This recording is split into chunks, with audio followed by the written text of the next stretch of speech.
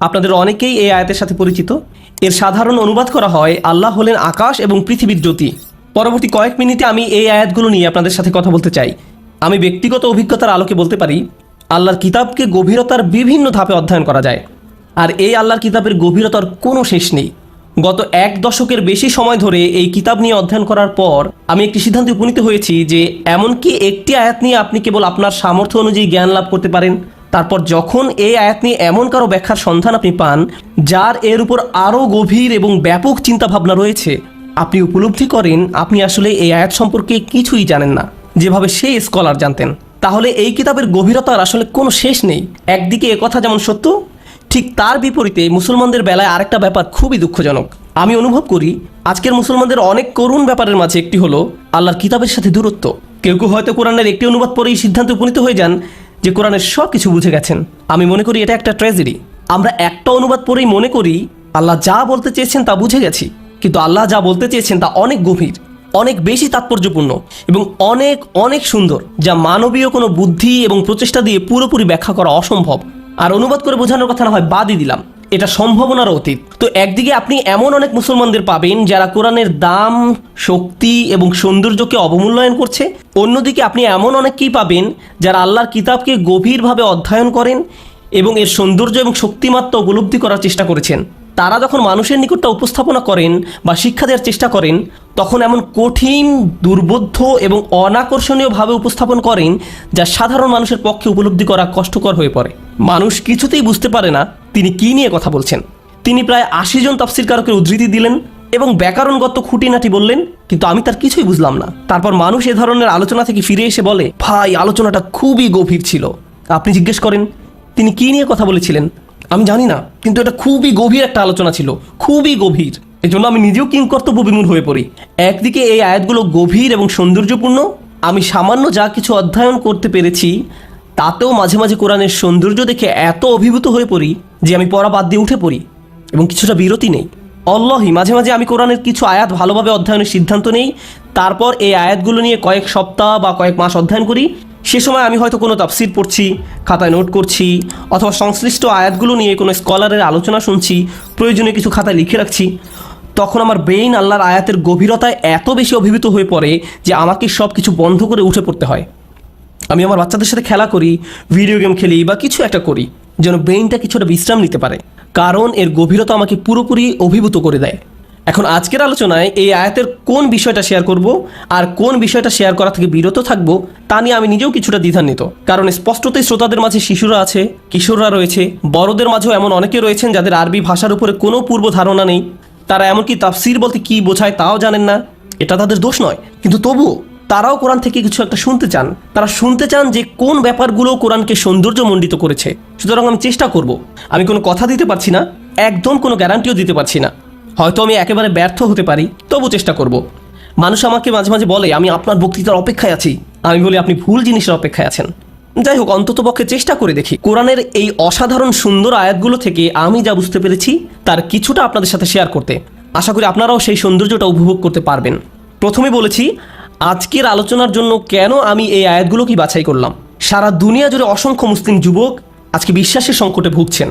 তাদের সাথে আমার কথোপকথন থেকে অনুপ্রাণিত হয়ে আজকের আলোচনাটি বাছাই করেছি। তারা বিশ্বাসের সংকটে ভুগছেন। কেউ কেউ এসে এভাবে বলেন, উস্তাদ নোমান আমি কিছুটা সন্দেহে আছি, উস্তাদ নোমান আমি পুরোপুরি নিশ্চিত নই, উস্তাদ নোমান কেন আল্লাহ কোরআনে এত বেশি সংখ্যকবার জাহান্নামের আগুনের কথা বলেছেন, উস্তাদ কেন তিনি কোরআনের অমুক অমুক বিষয়টি বলেছেন, আমি এটা নিয়ে অস্বস্তিতে আছি, আল্লাহ কেন এমন করবেন, কেন এমনটা ঘটেছে। তাদের এমন বহু গভীর দার্শনিক প্রশ্ন রয়েছে, আর এগুলো জিজ্ঞেস করছে 14 বছরের কিশোররা। অদ্ভুত ব্যাপার। আরে তুমি তো এখনো দর্শনশাস্ত্র পড়োনি, কোত্থেকে এগুলো তোমার মাথায় এলো? ইউটিউবকে ধন্যবাদ। তো আমাদের শিশু কিশোররা অল্প বয়স থেকেই এরকম দার্শনিক প্রশ্নগুলোর মুখোমুখি হয়ে পড়ছে। আর বর্তমান পৃথিবীর অন্যান্য সমস্যাগুলো তো আমাদের জীবনে রয়েছেই। পারিবারিক ব্যাপারগুলো ধরা যাক, যেখানে পিতামাতা জানেন না কিভাবে সন্তানকে বড় করে তুলতে হবে, আমরা জানি না কিভাবে আমাদের বাচ্চাদের সাথে একটা কার্যকর কথোপকথন চালিয়ে নিতে হবে। আমরা এসব করি না। আমরা এই বিষয়টা ধারণাও করতে চাই না যে আমাদের বাচ্চারা কিশোর বয়স থেকেই গুরুতর বিশ্বাসের সংকটে ভুগছে। আমরা মনে করি বড় হয়ে উঠলে তারা এমনি ভালো মুসলমান হয়ে যাবে, কিন্তু তারপর এক সময় তারা যখন ইসলাম নিয়ে কঠিন কঠিন প্রশ্ন করা শুরু করে, আমরা পিতামাতারা আতঙ্কিত হয়ে পড়ি। ও আমার সন্তানের উপর শয়তানের আসর পড়েছে, তাকে ইমামের কাছে নিয়ে যেতে হবে, ইমাম দোয়া পরে ফু দিয়ে দিলে সব ঠিক হয়ে যাবে। তো ইমাম দোয়া পরে একটা ফু দিয়ে দেন, কিন্তু ইমাম ঝাড়ফুঁক দেওয়ার পরও তার মনে প্রশ্নগুলো রয়ে যায়। বস্তুত তার মনে প্রশ্নের সংখ্যা দিন দিন বেড়েই চলছে। আমি যত কিশোরের সাথে তাদের বিশ্বাসের সংকট নিয়ে কথা বলেছি, আমি উপলব্ধি করেছি যে প্রায় সবার ক্ষেত্রে এটা আসলে দুইটি কারণে হয়ে থাকে। একদিকে এর মূলে ধর্মীয় সমস্যা রয়েছে, এর মূলে আধ্যাত্মিক একটি রোগ রয়েছে যা বুদ্ধিভিত্তিক বিভ্রান্তি দ্বারা আচ্ছাদিত হয়ে আছে, কিন্তু মূল সমস্যাটা আধ্যাত্মিক। আর আমি বুদ্ধিভিত্তিক সমস্যাটাকে ছোট করে দেখছি না, আমি মনে করি উভয় সমস্যাকে আমাদের মোকাবেলা করতে হবে, কিন্তু আমাদেরকে প্রথমে সমস্যার কারণ খুঁজে পেতে হবে, তারপর ঔষধ দিতে হবে। তো আমাদের সন্তানরা যখন এ ধরনের সংকটের মুখোমুখি হয় আর আমরা তাদেরকে কোনো হুজুরের কাছে ঝাড়ফুঁক দেওয়ার জন্য নিয়ে যাই, এর মাধ্যমে আমরা আসলে আধ্যাত্মিক সমস্যাটি মোকাবেলার একটা চেষ্টা করছি, কিন্তু এখানে যে একটি বুদ্ধিবৃত্তিক সমস্যা রয়েছে বা থাকতে পারে, আমরা সে বিষয়টি পুরোপুরি অবজ্ঞা করছি। হয়তো এখানে কোনো মানসিক সমস্যাও থাকতে পারে। আমি মনে করি কোরআনের এই আয়াতগুলো এই সমস্যাগুলোকে মোকাবেলা করেছে। এই আয়াতগুলো খুবই গুরুত্বপূর্ণ। আমি মনে করি আমাদের প্রত্যেকের এই আয়াতগুলো ভালোভাবে উপলব্ধি করা উচিত। জানেন, যখন আমি কলেজ ছাত্র ছিলাম, এই আয়াতগুলো আমাকে শিখিয়েছে যে আমি কে, কি আমার পরিচয়। আমি সাইকোলজির ছাত্র ছিলাম, তো সাইকোলজিতে একটা বিষয় আছে যাতে কোনো ঐক্যমত পাওয়া যায় না। সেটা কি জানেন? পার্সোনালিটি, ব্যক্তিত্বের সংজ্ঞা। পার্সোনালিটি কাকে বলে? আপনি সাইকোলজিতে পিএইচডি করেছেন, পুরো গবেষণার বিষয় ছিল হিউম্যান পার্সোনালিটি নিয়ে, কিন্তু আমরা একটা বিষয় এখনও বুঝতে পারিনি যে পার্সোনালিটি আসলে কাকে বলে। সুবহানাল্লাহ, আল্লাহ কোরআনে বলছেন, ইয়াসআলুনাকা আনির রূহ কুলির রূহু মিন আমরি রব্বি ওমা উতিতুম মিন ইলমি ইল্লা কলিলা। তারা আপনাকে রূহ সম্পর্কে জিজ্ঞেস করে, আপনি বলে দিন যে রূহ আল্লাহর আদেশ মাত্র, আর এই সম্পর্কে তোমাদেরকে খুবই অল্প জ্ঞান দেওয়া হয়েছে। আমরা আমাদের সম্পর্কে খুব সামান্যই জানি, বিশাল বরফের স্তূপ থেকে সামান্যতম বরফখণ্ডের মতো। আল্লাহ আমাদের সম্পর্কে এমন কিছু বলেছেন যা দর্শনে পাবেন না সাইকোলজিতেও। এটি কেবলই আল্লাহর কাছ থেকে আসে। আমি যখন এই আয়াতের আলোকে নিজেকে দেখতে শুরু করলাম, নিজের সম্পর্কে আমি এমন কিছু আবিষ্কার করলাম যা একা একা আবিষ্কার করা সম্ভব হতো না।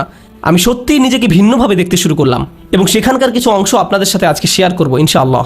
যদিও আমার হাতে সময় খুব বেশি নেই। আল্লাহ এভাবে শুরু করেছেন, তিনি নিজেকে আসমান এবং জমিনের আলো হিসেবে আখ্যায়িত করেছেন। অনেক আলেমই বলেছেন এটি আসলে এক প্রকার আলংকারিক রূপকের ব্যবহার, অর্থাৎ আসমান এবং জমিনের আলো নিয়ে আপনি যেভাবে চিন্তা করেন, আল্লাহ সুবহানাহু ওয়া তাআলা সম্পর্কেও সেভাবে ভাবতে পারেন। এই রূপকের অর্থ কি? প্রথমত, এই রূপকটি এতটাই শক্তিশালী যে এখানে কোনো ইনভার্টেড কমা নেই, একে রূপক বলার মতো উপায়ও নেই। আরবি ভাষায় এমনটি করা হয় যখন অতুলনীয় দুইটি বিষয়ের মাঝে ঘনিষ্ঠ কোনো সম্পর্ক থাকে। সুতরাং আল্লাহ চাচ্ছেন আমরা যেন আলোর আইডিয়া নিয়ে গভীরভাবে পর্যবেক্ষণ করি, আলো নিয়ে গভীরভাবে ভেবে দেখি। আমি আলো নিয়ে কিছু কথা বলবো। প্রথমে, যদি আলোর অস্তিত্ব না থাকে তবে এই পৃথিবী যতই অনিন্দ সুন্দর হোক না কেন, আমরা তার কিছুই দেখতে পাবো না। আলোর উপস্থিতি ছাড়া আমাদের চোখ মূল্যহীন, আমাদের চারপাশের বাস্তবতা পুরোপুরি অপ্রাসঙ্গিক হয়ে যাবে। চারপাশে কেবল অন্ধকার ছাড়া কিছুই থাকবে না। আর ঘটনাচক্রে আমরা এখন জানি যে আলো কেবল দেখার জন্যই অত্যাবশ্যকীয় নয়, প্রকৃতপক্ষে পৃথিবীতে জীবনের জন্যও আলোর প্রয়োজনীয়তা অনস্বীকার্য। আলো ছাড়া উদ্ভিদ জন্মায় না, আর উদ্ভিদ ছাড়া জীবন অসম্ভব। তাই জীবনের জন্য আলো অপরিহার্য এবং মৌলিক। আশ্চর্যজনকভাবে ভৌগোলিক দৃষ্টিকোণ থেকে বলতে গেলে পৃথিবীর যে অঞ্চলগুলোতে সূর্যের আলো কিছুটা কম থাকে, যে অঞ্চলগুলো বছরের অধিকাংশ সময় তমসাচ্ছন্ন এবং মেঘলা থাকে, সেসব অঞ্চলের মানুষ সবচেয়ে বেশি ডিপ্রেশনে ভোগে। সেখানকার মানুষজন জীবনের কোনো মজা খুঁজে পায় না, তারা মনমরা হয়ে পড়ে থাকে। ওয়াশিংটনের সিয়াটল শহরের কথাই ধরা যাক, খুবই সুন্দর একটা শহর, উন্নত এলাকা, আড়ম্বরপূর্ণ শহর, যার রয়েছে অনিন্দ সুন্দর পর্বতমালা। কিন্তু অস্বাভাবিক বিষয় হলো এখানে আমেরিকার সর্বাপেক্ষা বেশি আত্মহত্যা সংঘটিত হয়।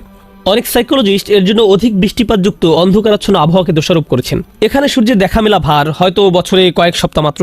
সুবহানাল্লাহ, আল্লাহ আলোর কি সুন্দর রূপকের বর্ণনায় না দিয়েছেন। আলো নিয়ে চলুন আরেকটু চিন্তা করি। প্রসঙ্গত, আরবিতে চোখের জন্য একটা শব্দ হলো নূর, দৃষ্টিকেও বলা হয় নূর। আমাদের চারপাশের বাস্তবতা অবলোকন করার জন্য দুইটা জিনিসের প্রয়োজন, আপনার চোখের আলো বা নূরুল আইন এবং বাহিরের জগতের আলো। যদি এই দুই ধরনের আলোর কোনো একটা অনুপস্থিত থাকে তাহলে আমরা আসলে অন্ধ।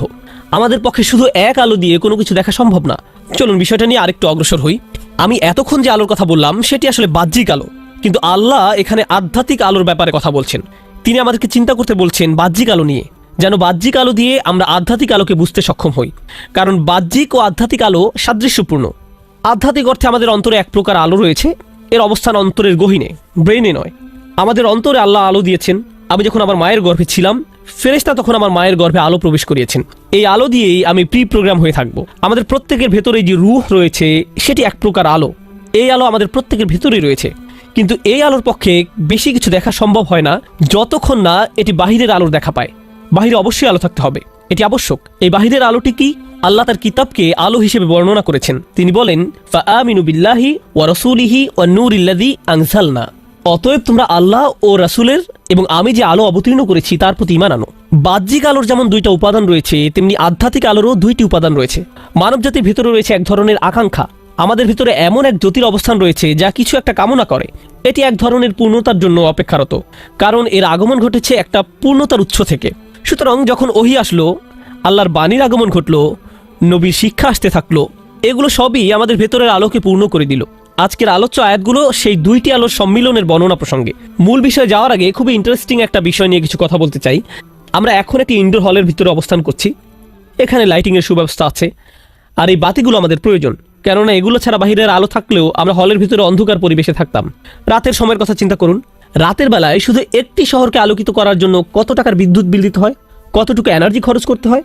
সূর্যের আলো যখন স্তমিত হয়ে যায়, তখন কেবল একটি শহরকে আলো দিয়ে ভরিয়ে দিতে মানুষকে কত প্রচেষ্টা চালাতে হয়। ব্যাপারটা অবিশ্বাস্য, আশ্চর্যজনক। আল্লাহর একটি বাতি হলো সূর্য। তিনি তার এই বাতিটি সৃষ্টি করেছেন, আর আমাদেরও বাতি আছে। আল্লাহ যখন তার বাতিটিকে নিয়ে নেন, তখন আমাদের বাতিগুলো জ্বালাতে উঠে পড়ে লাগি। যেমন প্রাচীনকালে ছিল লণ্ঠন, দোয়াত, কুপি বা হারিকেন, সেখানে তৈল ভরতে হতো, জ্বালানো মুখ বের করতে হতো, আর এখন সুইচ টিপে লাইট জ্বালাতে হয়। অর্থাৎ আলো জ্বালাতে মানব প্রচেষ্টার কোনো শেষ নেই। আমরা যত চেষ্টাই করি না কেন, আমরা কি কখনো আল্লাহর মতো জ্যোতি তৈরি করতে পারবো?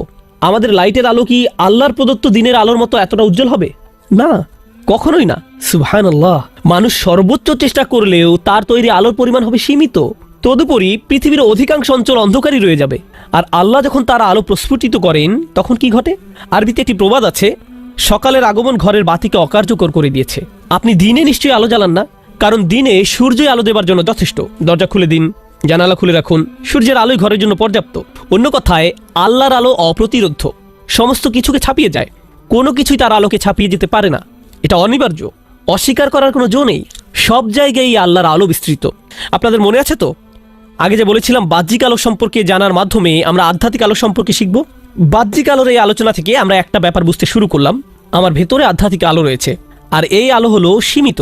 আমি চেষ্টা করলেও এই আলো দিয়ে বেশি কিছু দেখতে পারি না। কিন্তু আল্লাহর আলো, আল কুরআন, অসীম, সীমাহীন। আমি এই আলোকে কোনো কিছুর সাথে তুলনাও করতে পারি না। এর আগমন ঘটেছে অনেক উচ্চতর উৎস থেকে, অসীম ক্ষমতাধর থেকে। এরপর আল্লাহ তাআলা আরো ভালোভাবে এই আলোকে বোঝানোর জন্য আমাদেরকে আরো সামনে নিয়ে যাচ্ছেন। আলোর এই উপলব্ধিকে আরো গভীর থেকে গভীরে নিয়ে যাচ্ছেন। তিনি বলেন, মাসালু নূরিহি কামিশকাতিন ফিহা মিসবাহ। তার জ্যোতির উদাহরণ যেন একটা কুলঙ্গি, যাতে আছে একটা প্রদীপ। বর্তমানে আমরা টিউবলাইট, বাল্ব ইত্যাদির মাধ্যমে ঘর আলোকিত করে রাখি, কিন্তু প্রাচীনকালে এসবের অস্তিত্ব ছিল না। তখন তারা কিভাবে ঘরবাড়ি আলোকিত করত? তারা দেয়ালের মাঝে খাঁজ কেটে ছোট ছোট বাঁকানো খিলান বা তাকের মতো তৈরি করে রাখত, যেন এর ভিতরে প্রদীপ রাখা যায়। এভাবে যখন দেয়ালের খিলানে প্রদীপ রাখা হতো, তখন প্রদীপের আলো গিয়ে বাঁকা খিলানে পড়তো এবং প্রতিফলিত হয়ে পুরো রুমে আলো ছড়িয়ে পড়তো। তারা এমনভাবে এটাকে ডিজাইন করেছিল, এটা প্রথমে আলো ধারণ করত এবং পরে তা আশেপাশে ছড়িয়ে দিত। এর আকৃতি ছিল বাঁকানো তোরণের মতো, প্রাচীন কোনো মসজিদের বাঁকানো দরজার মতো। একে বলা হতো মিশকাত বা কুলঙ্গি।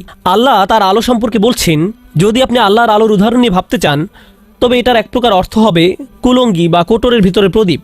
ফিহা মিসবাহ। মিসবাহ শব্দটি আরবিতে ইসমে আলাহ, সাবাহ শব্দ থেকে এর উৎপত্তি, অর্থ সকাল। মিসবাহ প্রকৃতপক্ষে এমন যন্ত্র যা সকালের আলোর মতো আলো তৈরি করার চেষ্টা করে। সকাল যে কাজ করে, এটাও তা করার চেষ্টা করে। এটি সচেতনতা ও সতর্কতা বোঝাতে ব্যবহৃত হয়। এজন্যই প্রাচীন আরবিতে কাউকে মনোযোগী হওয়ার জন্য বলা হতো আসবিহ। স্পষ্টত আপনি যদি আপনার চারপাশের বাস্তবতা সম্পর্কে সচেতন হতে চান, আপনার এমন কিছুর দরকার যা আলো তৈরি করে। এই সুন্দর রূপকের উদাহরণ নিয়ে চলুন আরেকটু অগ্রসর হই। বাড়িতে একটা কুলঙ্গি বা কোটর আছে, যে কোটরের ভেতরে প্রদীপ আছে। ফিহা মিসবাহ। ফিহা মিসবাহুন আল মিসবাহু ফিল জুজাহ। আগের দিনে বর্তমান সময়ের মতো বাল্ব, লাইট ইত্যাদি ছিল না। তখনকার সময় মানুষকে মোমবাতির মতো কিছু একটাতে আগুন জ্বালাতে হতো, কিন্তু জ্বলন্ত মশালটাকে উন্মুক্ত রাখা হলে সেটা বাতাসে দুলতে থাকে, ঝিরঝির করে কাঁপতে থাকে। ফলে আলোর সব বিক্ষিপ্ত অবস্থায় স্থির করার জন্য কাঁপুনি বন্ধ করতে আলোর চারিপাশে গ্লাস বা কাঁচ লাগানো হতো। গ্লাস আবার বিভিন্ন কাজ করে। আলোর শিখাকণাগুলো যখন কাঁচে প্রতিফলিত হয়, তখন তা আলোকে বিভিন্ন দিকে আরো ছড়িয়ে দিতে সহায়তা করে। তাই এখন আলোর বিচ্ছুরণের জন্য দুইটি উপায় হয়ে গেল। আবার বাহির থেকে যদি বাতাস আসে বা ঘরে যদি ফ্যান থাকে, তবুও আলো নিভবে না। ঘটনাচক্রে আজকের দিনের বাল্বগুলো কিন্তু চারদিক থেকে গ্লাস দিয়ে নির্মিত, তাই না? অবশ্যই। তাই আগের ধারণা আসলে এতটা পরিবর্তিত হয়নি। আল মিসবাহু ফিল জুজাহ, প্রদীপটি গ্লাসের ভিতরে অবস্থিত। আমি কিন্তু এখনো রূপকটির ব্যাখ্যা করিনি, কেবল অনুবাদের অর্থ বুঝাচ্ছি।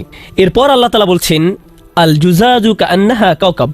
এরপর আল্লাহ তাআলা বলছেন, আল জুজাজু কান্নাহা কাউকাব, গ্লাস নিজেই যেন অতি উজ্জ্বল তারকা। আচ্ছা, আমরা এতক্ষণ যা পরে বুঝলাম তাতে তো প্রদীপটি অতি উজ্জ্বল হিসাবে মনে করছিলাম, কিন্তু আল্লাহ বলছেন এমনকি প্রদীপটির চারিপাশে গ্লাস যখন মিটমিট করে জ্বলতে থাকে তখন গ্লাস নিজেই যেন অতি উজ্জ্বল তারকা। এরপর আল্লাহ দুর্রি শব্দটি ব্যবহার করেছেন। রূপকের আয়াতে ব্যবহৃত এই আরবি শব্দটি বেশ মজার। এর অর্থ কোনো কিছু নিজে নিজেই জ্বলে ওঠা, যেন আলোটি নিজেরই, অথচ সেটি নিজের আলো নয়। গ্লাসটি নিজে জ্বলে না, কিন্তু জিনিসটি এতটাই পরিষ্কার ও ঝকঝকে যে যখন তা দীপ্তিময় হয়ে ওঠে তখন মনে হয় সেই আলো যেন তার নিজের আলো। এমনই উজ্জ্বল কাঁচ সেটি। এটি প্রদীপটির চারিপাশে ঘেরা কাঁচ। চলুন আরেকটু সামনে যাই। ইউকাদু মিন শাজার। ধীরে ধীরে বিষয়গুলো আরও ইন্টারেস্টিং হচ্ছে। এই প্রদীপটিতে এখন জ্বালানি সরবরাহ করা হচ্ছে। প্রাচীনকালে আপনি বর্তমানের মতো বাল্বের লাইট পাচ্ছেন না, তখন আলোর প্রদীপে তৈল থাকতে হতো। কিন্তু এই আয়াতে আল্লাহ জ্বালানি হিসেবে তৈলের কথা বলছেন না, বরং একটি গাছের কথা বলছেন। গাছ থেকে জ্বালানি আসছে। কিন্তু মজার কথা হলো, এই যে আমরা এতক্ষণ আলোর রূপকের চিত্রটি নিয়ে কথা বলছি, সেটা বাহিরের নাকি ঘরের জিনিস? অবশ্যই ঘরের জিনিস।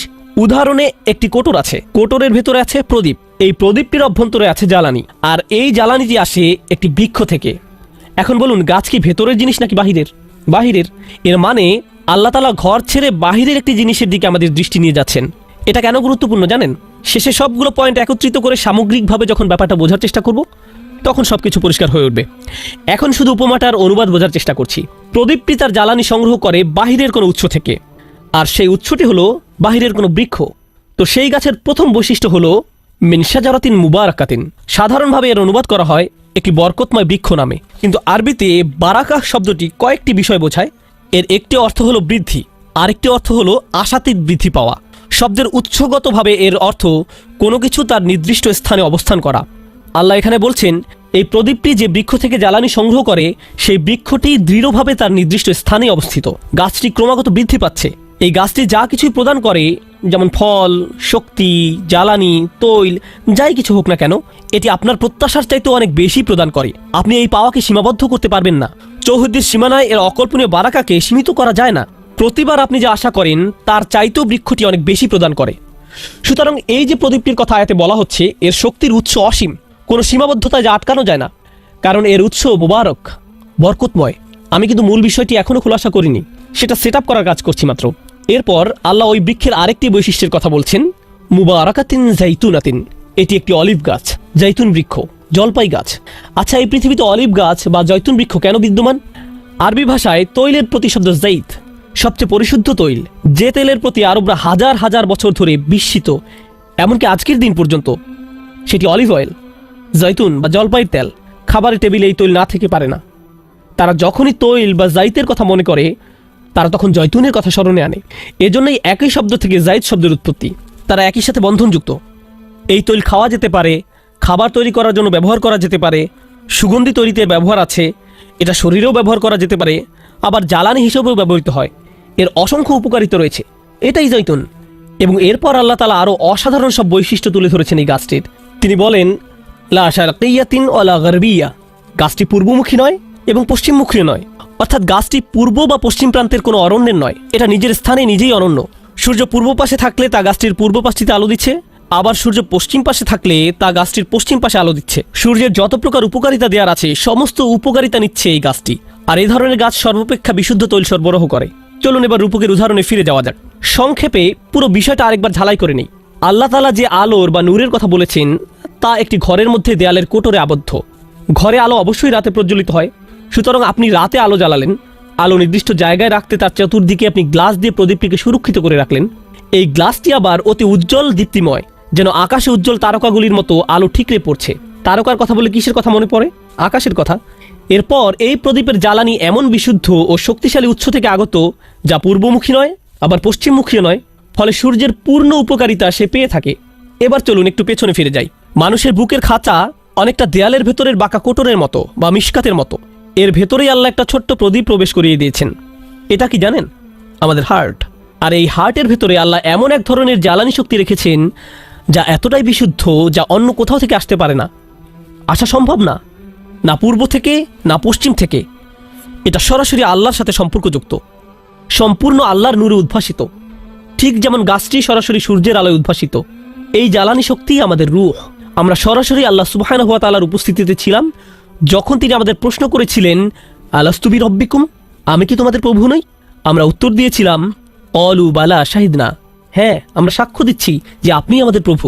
আল্লাহ ওই নূরের বিশুদ্ধ জ্বালানি শক্তি নিয়ে আপনাকে আমাকে বানিয়েছেন। আপনার আমার মতো প্রদীপের ভেতরে সেই নূর বসিয়েছেন।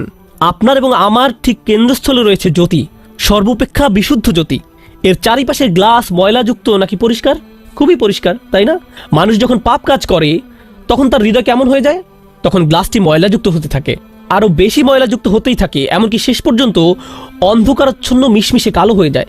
আল্লাহ আপনাকে প্রথম অবস্থায় ময়লাযুক্ত অন্তর দেননি।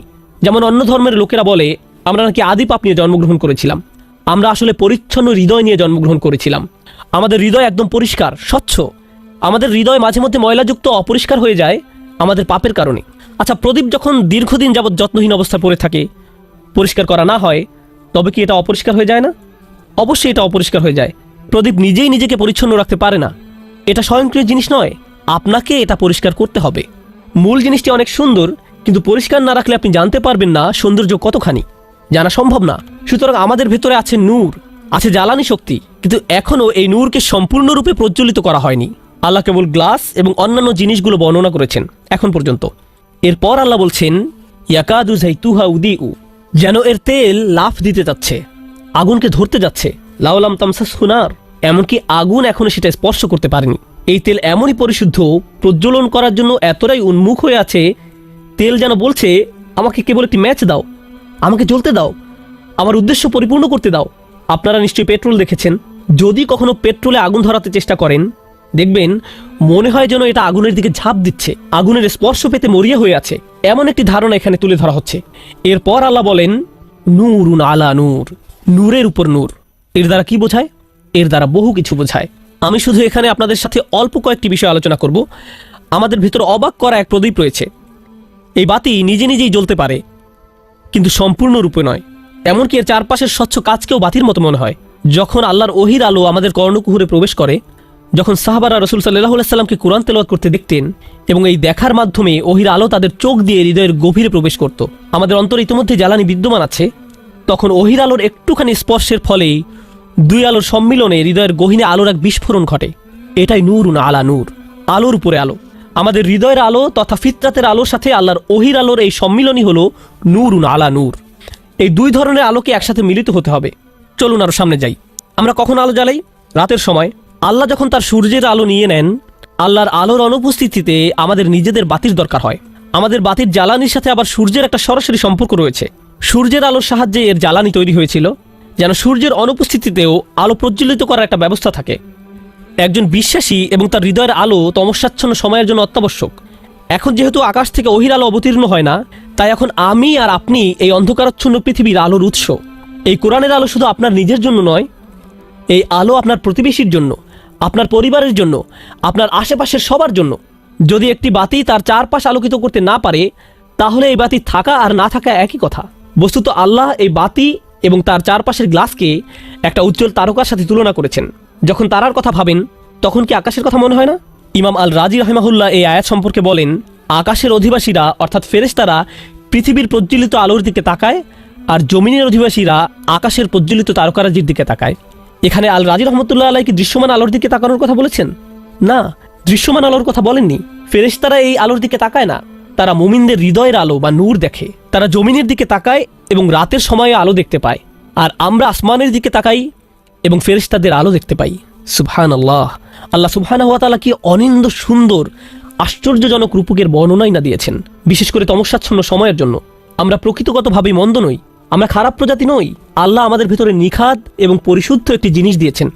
অনেকে বলে থাকে আমি আসলে ভালো মানুষ হতে পারবো না, আমার সেই যোগ্যতা নেই।